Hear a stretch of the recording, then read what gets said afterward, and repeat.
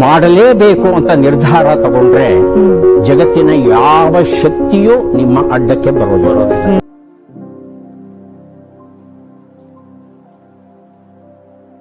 ಎಲ್ರಿಗೂ ನಮಸ್ಕಾರ. ಇವತ್ತಿನ ಕ್ಲಾಸ್ನಲ್ಲಿ ಏನೋ ಒಂದು ಫೆಬ್ರವರಿ ತಿಂಗಳ ಸ್ಪರ್ಧಾ ವಿಜೇತ MCQ ಪ್ರಶ್ನೆಗಳನ್ನ ಡಿಸ್ಕಸ್ ಮಾಡ್ತಾ ಇದ್ವಿ. ಅದರ ಒಂದು 4ನೇ ಭಾಗವಾಗಿರುತ್ತೆ. ಪ್ರಶ್ನೆ 31ರಿಂದ 40ನೇ ಪ್ರಶ್ನೆವರೆಗೂ ಇಲ್ಲಿ ಡಿಸ್ಕಸ್ ಮಾಡ್ತಾ ಹೋಗೋಣ. ಹಾಗೆಯೇ ಅದಕ್ಕೆ ಸಂಬಂಧಿಸಿದಂತಹ ಪ್ರಮುಖ ಪ್ರಚಲಿತ ಘಟನೆಗಳನ್ನ ನೋಡ್ತಾ ಹೋಗೋಣ. ಬನ್ನಿ ಕ್ಲಾಸಸ್ನ ಸ್ಟಾರ್ಟ್ ಮಾಡೋಣ.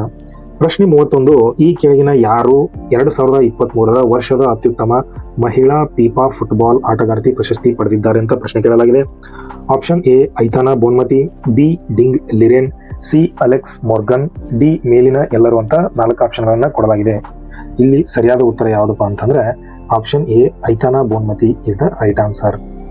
ಓಕೆ, ನೀವು ಇಲ್ಲಿ ನೋಡ್ಬೋದು 2023ರ ವರ್ಷದ ಅತ್ಯುತ್ತಮ ಫುಟ್ಬಾಲ್ ತಾರೆಯರು ಮೆಸ್ಸಿ ಮತ್ತೆ ಐತಾನಾ ಬೋನ್ಮತಿ ಅವರು ಆಯ್ಕೆಯಾಗಿದ್ದಾರೆ. ಓಕೆ, ಅರ್ಜೆಂಟೈನಾದ ಲಿಯೋನಲ್ ಮೆಸ್ಸಿ ಹಾಗೆ ಸ್ಪೇನ್ನ ಐತಾನಾ ಬೋನ್ಮತಿ ಅವರು ಆಯ್ಕೆಯಾಗಿರುವಂಥದ್ದು. ಮೆಸ್ಸಿ ಅವರು ಸತತವಾಗಿ 3ನೇ ಬಾರಿಗೆ ಈ ಪ್ರಶಸ್ತಿಯನ್ನ ಪಡಿತಿದ್ದಾರೆ. ಹಾಗೆಯೇ ಗೋಲ್ಡನ್ ಬಾಲ್ ಪ್ರಶಸ್ತಿ ಕೂಡ ಇವರಿಗೆ ಇತ್ತೀಚೆಗೆ ಲಭಿಸಿತ್ತು. ಹಾಗೆ ಇಲ್ಲಿ ಪ್ರಮುಖ ಸುದ್ದಿ ನೋಡ್ಬೇಕಾಗಿರೋದು ಏನಪ್ಪಾ ಅಂತಂದ್ರೆ 2026ರ ಫಿಫಾ ವಿಶ್ವಕಪ್ ಪುರುಷರ ಫುಟ್ಬಾಲ್ ಟೂರ್ನಿ ಎಲ್ಲಿ ನಡೀತದಪ್ಪ ಅಂತಂದ್ರೆ ಕೆನಡಾ, ಮೆಕ್ಸಿಕೋ ಮತ್ತು ಅಮೆರಿಕ ದೇಶಗಳಲ್ಲಿ ನಡೆಯುವಂಥದ್ದು ಇಂಪಾರ್ಟೆಂಟ್ ಆಗಿರುತ್ತೆ.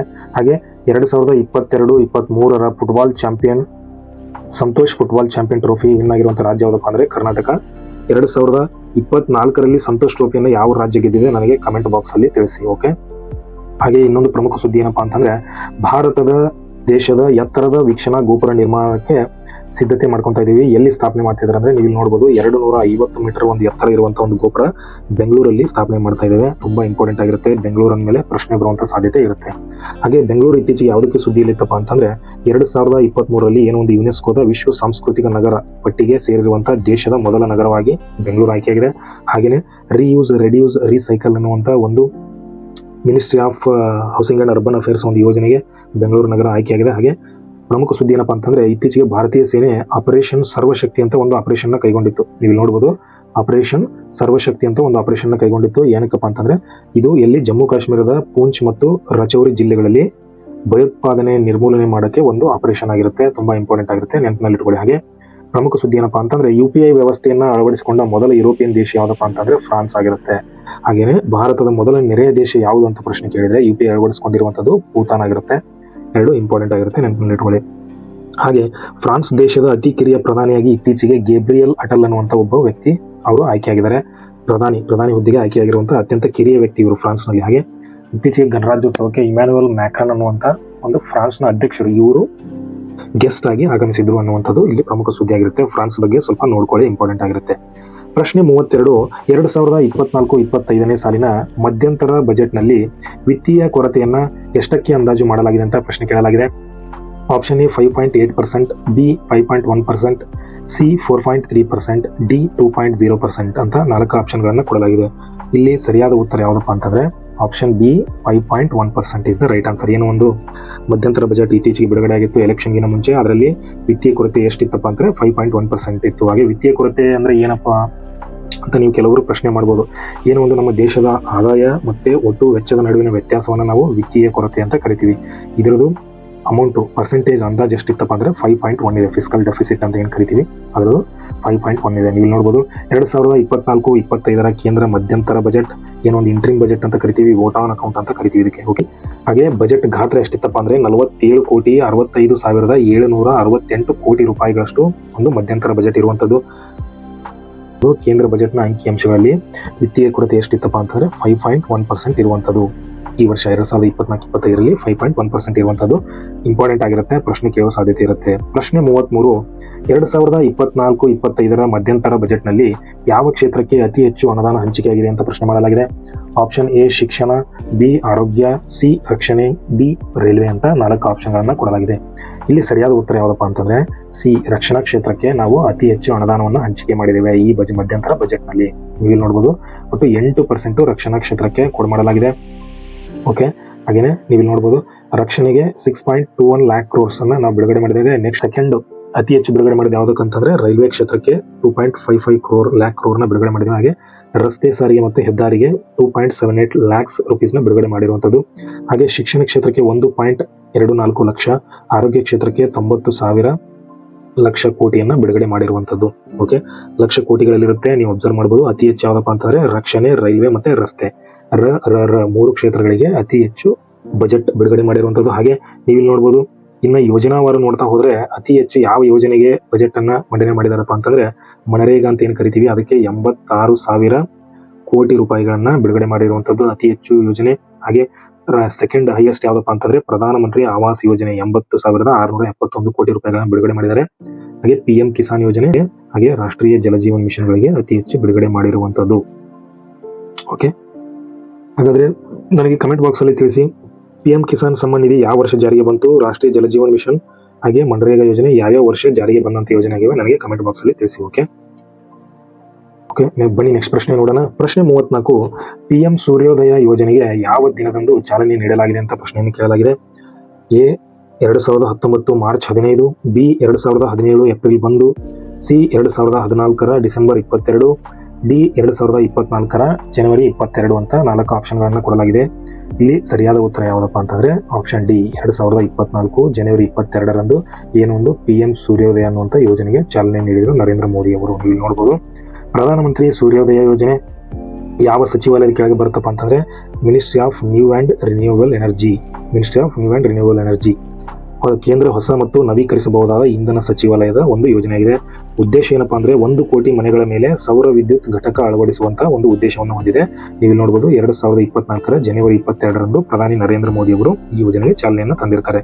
ಓಕೆ, ಇದರ ಮುಖ್ಯ ಉದ್ದೇಶ ಏನಂದ್ರೆ 1 ಕೋಟಿ ಕುಟುಂಬಗಳು ಪ್ರತಿ ತಿಂಗಳು ಗರಿಷ್ಠ 300 ಯೂನಿಟ್ ನಷ್ಟು ಉಚಿತ ವಿದ್ಯುತ್ ಅನ್ನ ಪಡೆಯಬಹುದು. ಈ ಯೋಜನೆ ಮುಖ್ಯ ಉದ್ದೇಶವಾಗಿರುತ್ತೆ.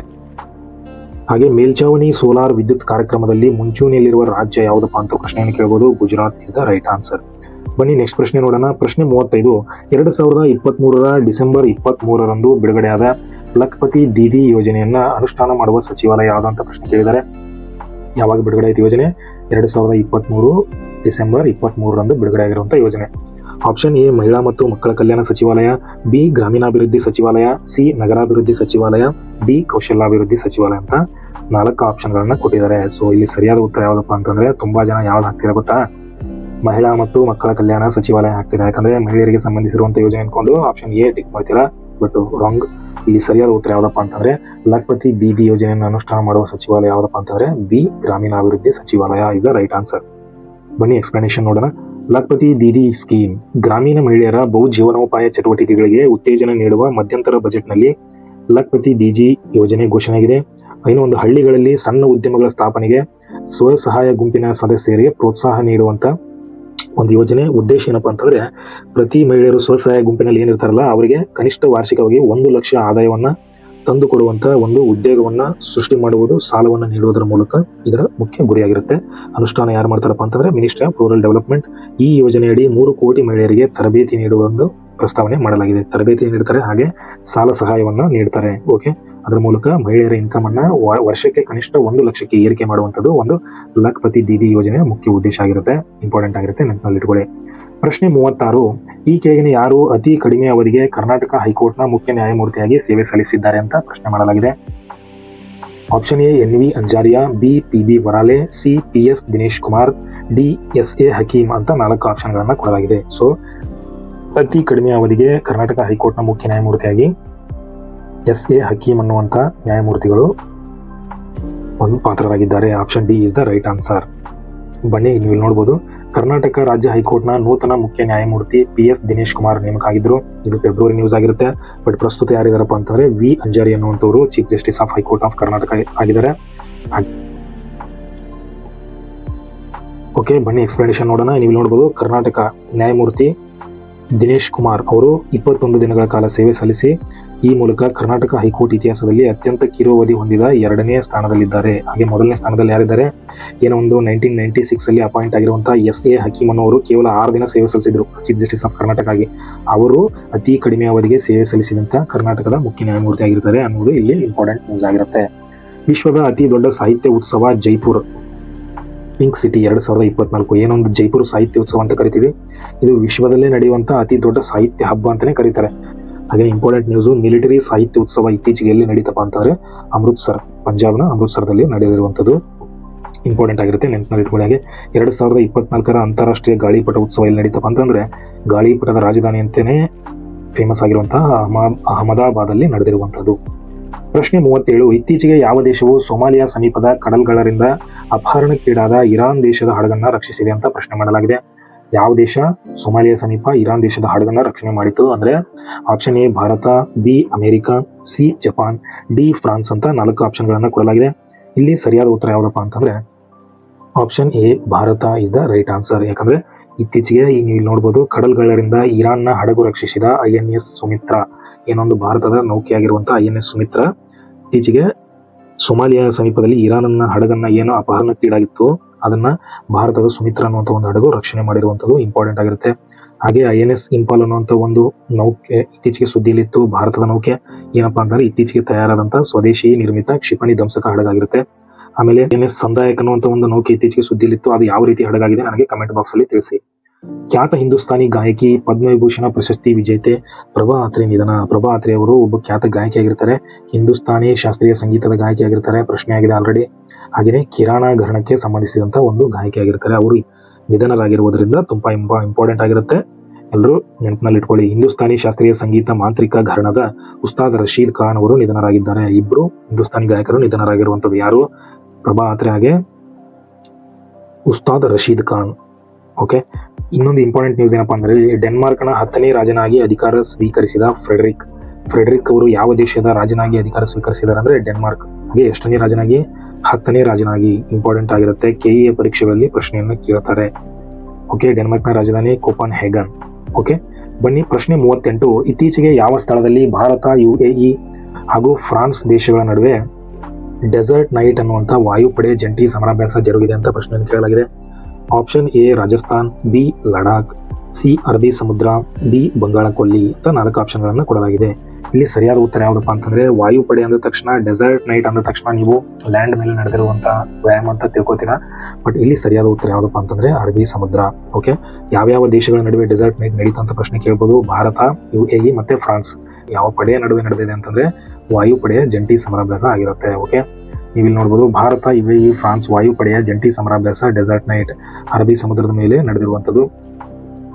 ಹಾಗೆಯೇ UAEಯ ಅಲ್ ದಫ್ರಾ ವಾಯುನೆಲೆಯಲ್ಲಿನೂ ನಡೆದಿದೆ. 2 ಕಡೆ ನಡೆದಿದೆ ಇದು ಸಮರಾಭ್ಯಾಸ. ಒಂದು ಎಲ್ಲಿ ಅರಬ್ಬಿ ಸಮುದ್ರ, ಹಾಗೆಯೇ UAEಯ ಅಲ್ ದಫ್ರಾ ವಾಯುನೆಲೆಯಲ್ಲಿ 2 ಕಡೆ ನಡೆದಿದೆ. ಹಾಗೆ ಪ್ರಮುಖ ವ್ಯಾಯಾಮಗಳು ಇತ್ತೀಚೆಗೆ ಸುದ್ದಿಲಿರುವಂತದ್ದು ಆಸ್ತ್ರಾ ಹಿಂದ್ ಅನ್ನುವಂಥದ್ದು ಆಸ್ಟ್ರೇಲಿಯಾ ಮತ್ತೆ ಭಾರತದ ಸೇನಾಪಡೆಯ ನಡುವೆ ನಡೆದಿರುವಂತಹ ಒಂದು ವ್ಯಾಯಾಮ ಆಗಿರುತ್ತೆ. ಎಲ್ಲಿ ನಡೀತಪ್ಪ ಅಂತಂದ್ರೆ ಈ ವರ್ಷ 2023ರಲ್ಲಿ ಆಸ್ಟ್ರೇಲಿಯಾದಲ್ಲಿ ನಡೆದಿರುವಂತಹ ಒಂದು ಸಮರಾಭ್ಯಾಸ ಆಸ್ಟ್ರೇಲಿಯಾದ ಪರ್ತ್ ನಲ್ಲಿ ನಡೆದಿರುತ್ತೆ. ಹಾಗೆ ಸಾದಾ ತಾನ್ಸಿಕ್ ಅಂತ ಒಂದು ವ್ಯಾಯಾಮ ಭೂಸೇನೆಗಳ ನಡುವೆ ನಡೆದಿರುವಂತದ್ದು ಯಾವ್ಯಾವ ದೇಶ ಅಂದ್ರೆ ಸೌದಿ ಅರೇಬಿಯಾ ಮತ್ತೆ ಭಾರತದ ನಡುವೆ ನಡೆದಿರುವಂತದ್ದು. ಎಲ್ಲಿ ನಡೀತು ಸಾದಾ ತಾನ್ಸಿಕ್ ಅಂದ್ರೆ ರಾಜಸ್ಥಾನದ ಮಹಾರಾಜಗಂಜ್ನಲ್ಲಿ ನಡೆದಿರುವಂತದ್ದು ಸಾದಾ ತಾನ್ಸಿಕ್. ಹಾಗೆಯೇ ಇತ್ತೀಚೆಗೆ ಖಂಜರ್ ಅನ್ನುವಂತ ಒಂದು ಎಕ್ಸರ್ಸೈಸ್ ನಡೀತು ಜನವರಿ 2024ರಲ್ಲಿ ಹಿಮಾಚಲ ಪ್ರದೇಶದ ಬಾಕ್ಲೋಹ ಅನ್ನುವಂಥ ಪ್ರದೇಶದಲ್ಲಿ. ಯಾವ್ಯಾವ ದೇಶಗಳ ನಡೀತು ಅಂದ್ರೆ ಭಾರತ ಮತ್ತೆ ಕಿರ್ಗಿಸ್ತಾನ್ ನಡುವೆ ಖಂಜರ್ ಅನ್ನುವಂಥ ಒಂದು ವ್ಯಾಯಾಮ ನಡೀತು. ಓಕೆ, ಬನ್ನಿ ನೆಕ್ಸ್ಟ್ ಇಂಪಾರ್ಟೆಂಟ್ ಸುದ್ದಿ ಏನಪ್ಪಾ ಅಂತಂದ್ರೆ ಇತ್ತೀಚೆಗೆ ಜಲಮಾಲಿನ್ಯ ತಡೆಗಟ್ಟುವಿಕೆ ಮತ್ತು ನಿಯಂತ್ರಣ ತಿದ್ದುಪಡಿ ಮಸೂದೆಯನ್ನು ಜಾರಿಗೆ ತಂದರು ಕೇಂದ್ರ ಸರ್ಕಾರದವರು. ಸಂಸತ್ತಿನಲ್ಲಿ ಇದಕ್ಕೆ ಅಂಗೀಕಾರ ದೊರೆತಿರುವಂತದ್ದು. ಈ ತಿದ್ದುಪಡಿಯು ನೀರಿನ ಮಾಲಿನ್ಯವನ್ನು ತಡೆಯುವುದಕ್ಕೆ, ಹೊಸ ನಿಯಮಗಳನ್ನ ದುರ್ಬಳಕೆಯನ್ನ ತಡೆಯುವುದಕ್ಕಾಗಿ ಶಿಕ್ಷೆಯ ಸ್ವರೂಪದಲ್ಲಿ ಬದಲಾವಣೆ ಮಾಡಿದೆ. ಓಕೆ, ಇದೇನು ಒಂದು 1974ರ ಜಲಮಾಲಿನ್ಯ ಕಾಯ್ದೆ ಇತ್ತಲ್ಲ, ಆ ಕಾಯ್ದೆಯಲ್ಲಿ ಕೆಲವೊಂದು ಅಂಶಗಳನ್ನ ತಿದ್ದುಪಡಿ ಮಾಡಿ ಹೊಸ ಕಾಯ್ದೆಯನ್ನ ಜಾರಿಗೆ ತಂದಿದ್ದಾರೆ. ಇಲ್ಲಿ ಏನೇನು ಬದಲಾವಣೆಗಳಾಗಿವೆ ಅಂತ ನೀವು ನೋಡಬಹುದು. ಈ ಮಸೂದೆಯಲ್ಲಿ ಜಲಮಾಲಿನ್ಯಕ್ಕೆ ಸಂಬಂಧಿಸಿದಂತೆ 10,000ರಿಂದ 15 ಲಕ್ಷದವರೆಗೆ ದಂಡ ವಿಧಿಸುವ ಅವಕಾಶವನ್ನು ಕಲ್ಪಿಸಿದ್ದಾರೆ.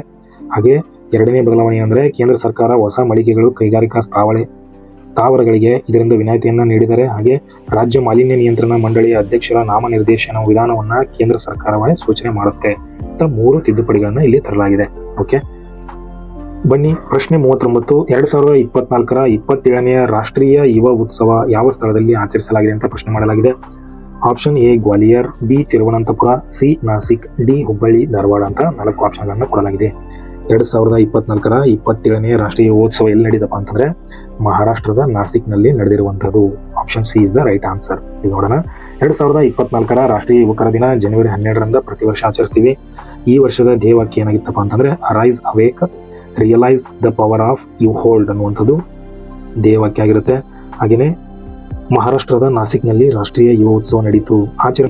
ಎರಡನೇ ವಿವೇಕಾನಂದ ಅಂತ ನಾವು ಯಾರಿಗೆ ಕರಿತೀವಿ, ಸಿದ್ದೇಶ್ವರ ಸ್ವಾಮೀಜಿ ಏನು ಇತ್ತೀಚೆಗೆ ನಿಧನರಾದಾರಲ್ಲ ಅವರಿಗೆ ಎರಡನೇ ವಿವೇಕಾನಂದ ಅಂತ ಕರಿತೀವಿ. ಇಲ್ಲಿ ಇಂಪಾರ್ಟೆಂಟ್ ಪಾಯಿಂಟ್ ಆಗಿರುತ್ತೆ. ಹಾಗೇನೆ ಪ್ರಶ್ನೆ 40, National Academy of Customs and Indirect ಟ್ಯಾಕ್ಸಸ್ನ ಕೇಂದ್ರ ಕಚೇರಿ ಎಲ್ಲಿದೆ ಅಂತ ಪ್ರಶ್ನೆ ಕೇಳಿದರೆ A Nashik, B Faridabad, C Hyderabad, D Delhi ಅಂತ 4 ಆಪ್ಷನ್ಗಳನ್ನ ಕೊಡಲಾಗಿದೆ. So National Academy of Customs and Indirect Taxes ಎಲ್ಲಿದೆ ಅಂತಂದ್ರೆ ಫರೀದಾಬಾದ್, ಹರಿಯಾಣದ ಫರೀದಾಬಾದ್ ನಲ್ಲಿ ಇರುವಂತದ್ದು. B is the right answer. ಯಾಕೆ ಪ್ರಶ್ನೆ ಕೇಳಿದ್ದೀನಿ ಅಂತಂದ್ರೆ ಇತ್ತೀಚೆಗೆ ಆಂಧ್ರ ಪ್ರದೇಶದಲ್ಲಿ ನಾಸಿಕ್ನ ಹೊಸ ಕ್ಯಾಂಪಸ್ ಪ್ರಧಾನಿ ಮೋದಿ ಅವರಿಂದ ಉದ್ಘಾಟನೆ ಆಗಿರುವಂತದ್ದು. ನೀವು ನೋಡಬಹುದು national Academy of Customs and Indirect taxes ಏನೋ ಒಂದು ನಾಸಿನ್ ಅಂತ ಕರಿತೀವಿ.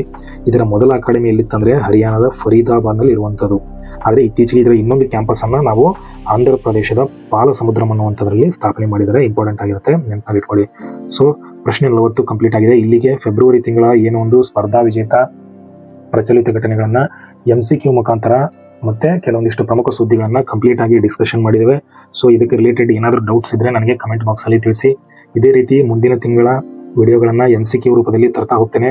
ಇದು ಮುಂದೆ ಬರುವಂತಹ ಪರೀಕ್ಷೆಗಳಿಗೆ ರಿವಿಷನ್ ಆಗುತ್ತೆ, ಹಾಗೇನೆ ನೆನಪಿನಲ್ಲಿ ಇಟ್ಕೊಳ್ಳೋಕೆ ತುಂಬಾ ಸಹಾಯ ಆಗಿರ್ತವೆ ಕ್ಲಾಸ್ಗಳು. ಎಲ್ಲಾ ವಿಡಿಯೋಗಳ ಲಿಂಕ್ ಅನ್ನ ಡಿಸ್ಕ್ರಿಪ್ಷನ್ ಅಲ್ಲಿ ಕೊಟ್ಟಿರ್ತೇನೆ, ನೀವು ನೋಡಬಹುದು. ಎಲ್ಲರಿಗೂ ಕ್ಲಾಸ್ ಕೇಳಿದ್ದಕ್ಕೆ ಧನ್ಯವಾದಗಳು. ಶುಭ ದಿನ.